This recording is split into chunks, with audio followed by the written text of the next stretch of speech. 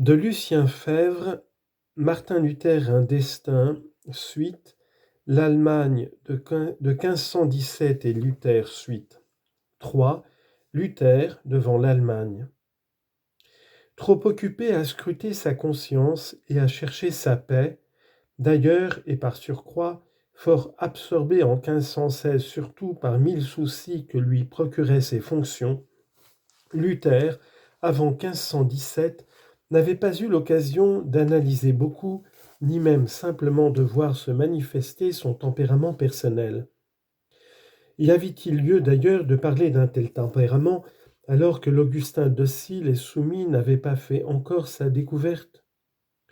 Ce que les théologiens nomment son système, ce n'est pas en effet une construction idéologique, un assemblage de concepts extérieurs à l'homme, vivant, sentant et voulant. Son système, c'est pour Luther la raison de vivre, de croire et d'espérer, une force. La vérité sur la vie chrétienne, ses buts, ses modalités et son esprit.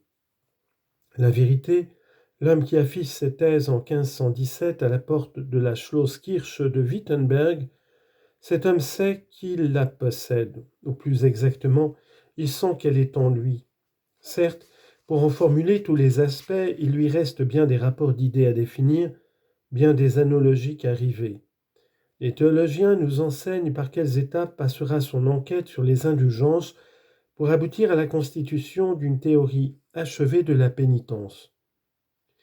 Qu'ils doivent chercher encore, Luther le sait et le dit. Il sait aussi, s'il ne le dit pas expressément, il sait d'instinct que, quant au fond, il ne se trompe pas. Et comment se tromperait-il?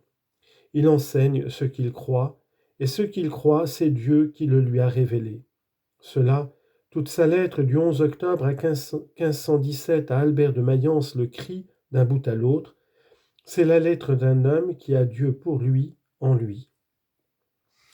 Orgueil, c'est le mot de Denifle. Mais la psychologie du sous-archiviste du Vatican était un peu tyrolienne elle aussi. Orgueil, que d'orgueilleux à ce titre dans l'histoire religieuse, que d'orgueilleux parmi les mystiques les plus humbles, il faut s'entendre. Luther n'a pas l'orgueil de son intelligence. Il ne pense pas, avec complaisance, à la force, à la vigueur, à l'inestimable puissance de sa pensée. S'il y pensait, ce serait pour s'en méfier. Pour se défendre de tout orgueil intellectuel, le condamner comme l'œuvre du démon, jeter sur lui l'anathème que dès 1517 il destine à Érasme, incarnation si parfaite du siècle qui veut comprendre. Luther a le sentiment d'adhérer à son Dieu, si fort, et dans un tel élan, avec une telle ardeur, que quand il parle aux hommes, c'est pour ainsi dire du sein même de son Dieu, d'un Dieu qui le dirige, entre les mains de qui il se laisse aller docilement. Ce qui, au début du moins, lui permet de concilier deux sentiments opposés. L'un, que sa doctrine est inachevée, l'autre, qu'elle est sans conteste d'inspiration divine. Il écrit en toutes lettres dans son commentaire de 1516, citation, « Ceux qui sont conduits par l'Esprit de Dieu sont souples de sens et d'opinion et menés miraculeusement par la droite de Dieu, là où précisément ils ne veulent point aller. » Fin de citation.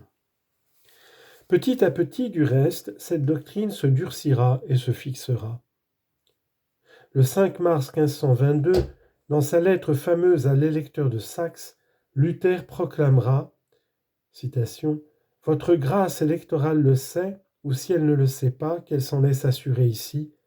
L'évangile, ce n'est pas des hommes, c'est uniquement du ciel, par les soins de notre Seigneur Jésus-Christ, que je le tiens. » Et il revendiquera le droit de se glorifier du titre de valet du Christ et d'évangéliste. Terme naturel d'une évolution fatale dont nous avons plus haut signalé les débuts. Un texte de 1530 nous explique les raisons de son achèvement. Où est-il, dit Luther, l'hérétique qui osera dire « Moi, voilà ma doctrine ». Il faut que tous disent « Ce n'est pas ma doctrine que je prêche, c'est la parole de Dieu ». Il faut. Luther, quand il l'écrit, le sait mieux que personne. À un homme peu doué d'esprit critique, et qui d'ailleurs n'en sent pas le besoin, quelle force irrésistible n'apporte pas une telle conviction si entière? Mais du point de vue critique précisément, quelle faiblesse aussi. Incapacité radicale d'entrer dans la pensée, dans le sentiment d'autrui, irritation contre toute objection, colère et fureur, bientôt contre les opposants. Des adversaires, des ennemis de Luther sans doute, mais de la vérité surtout, puisque Luther ici-bas, c'est le héros inspiré de la vérité divine. La vérité, ils ne la voient pas. Ils sont donc aveugles. Mais même des aveugles en percevraient le rayonnement à travers leurs paupières closes. Il faut que ce soient des aveugles volontaires, des méchants, des maudits. Et un torrent d'injures jaillit vers eux, des profondeurs d'un cœur sensible, doux et sentimental, à l'allemande. Des injures violentes, brutales, sans mesure et sans esprit, d'une grossièreté qui bientôt passera toutes les bornes, à mesure que la contrainte des mœurs monastiques cessera petit à petit à faire frein sur Luther. Grossièreté d'homme du peuple, celle d'un fils de mineur, grandi dans un milieu sans élégance, portant en lui l'état héréditaire d'une race toute proche d'origine assez basse.